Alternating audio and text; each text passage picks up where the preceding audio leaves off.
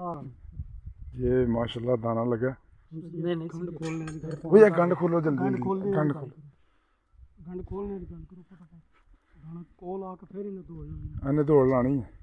ਉਹ ਚਿੱਕੂ ਕਿੱਥੇ ਸ਼ਾ ਚਿੱਕੂ ਫੜੋ ਉਹ ਬੈਦ ਨੂੰ ਫੜਾ ਦੇ।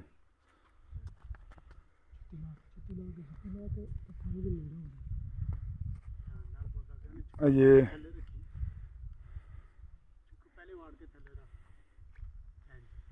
ਅੱਗੇ ਉੱਤਰ ਜਾ ਥੋੜਾ ਜਿਹਾ बाहर ਬਾਹਰ ਜਾ। ये माशाल्लाह दाना काफ़ी है। दुआ करेंगे ये बाहर निकल आए। आहो आहो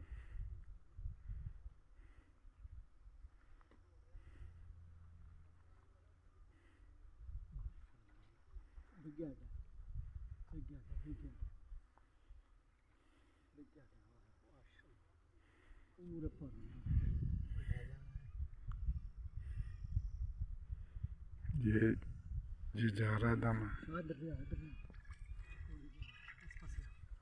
ये दाना है। एक जगह खलो जाओ छिका लेके आते इथे इथे गल इधर ही रहो दाना इथे ही आके ये दाना आ रहा है। हाफिज थोड़ा अंदर हो जा बेशक वही कह रहा हूँ थोड़ा उतर जा। मेरा शोर ना बोल रहा हूँ ना ले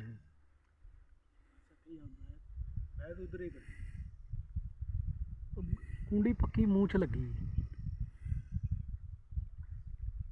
लिया फने आराम नाल लै यार ओए ओए हाफिज चुक के ना ते आराम नाल थल्ले बिठा के ले आई ऊपर ना करी चुकी ना इनू ओए चुकी ना हाफिज चुकी ना चुक ले आराम नाल करी थल्ले